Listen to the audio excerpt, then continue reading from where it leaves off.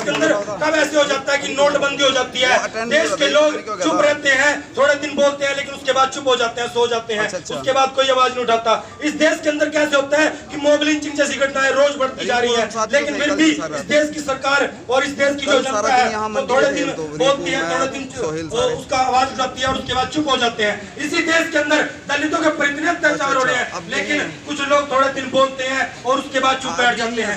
ये साथियों कैसे हो पा रहा है? क्योंकि ये लोग किसी भी मुद्दे को दबाने के लिए दूसरा मुद्दा तो हमारे सामने खड़ा कर देते हैं। साथियों, पुलवामा की घटना हुई थी, वो मुद्दा आज के समय में कोई जो सैनिकों का वो देशभक्ति का राग चल रहा था, आज के समय में जो देशभक्ति का राग था वो खत्म हो चुका है। क्यों खत्म हुआ वो? क्योंकि इलेक्शन खत्म हो चुके हैं साथियों, और इलेक्शन का समय आएगा तब इनके देशभक्ति के मुद्दे जागेंगे, तब इनके हिंदू मुस्लिम के मुद्दे जागेंगे, तब इनके राम मंदिर के मुद्दे जागेंगे। साथियों, हमें राम मंदिर नहीं चाहिए, हमें हिंदू मुस्लिम नहीं चाहिए, हमें रोजगार चाहिए, हमें बेटियों की सुरक्षा चाहिए। मैं इस देश के अंदर रहते हुए साथियों बड़ा दुख होता है, इस भारत देश के अंदर जिसके अंदर इसने इतना प्यारा संविधान है, बाबा साहब का दिया हुआ संविधान है, उस देश के अंदर 24,000 बलात्कार हो जाते हैं और इस देश की सरकार पे कभी कान पे जो नहीं रेखती। साथियों,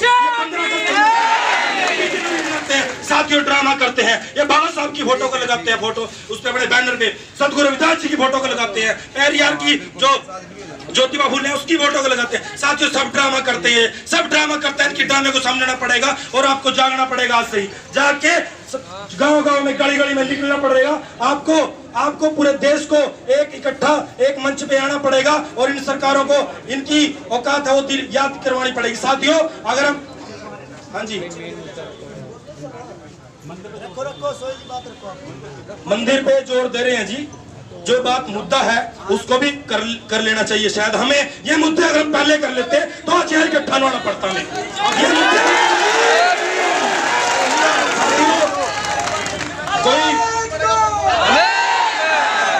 आपको जानकर हैरानी होगी, इस देश के अंदर मोदी सरकार है और मोदी सरकार ये कहती है कि हम इस देश की पूरी जनता हमें प्यार करती है, हमें प्यार करती है और हमें चाहती है, तभी हम इस देश के राजा बने हैं। लेकिन सरकार की ये गलतफहमी है साथियों, और हम सबकी ये गलतफहमी है साथियों। इस देश के जो अंदर वो जो बीजेपी सरकार को उसको सिर्फ मात्र 31% वोट पड़ती है पूरे देश के अंदर से।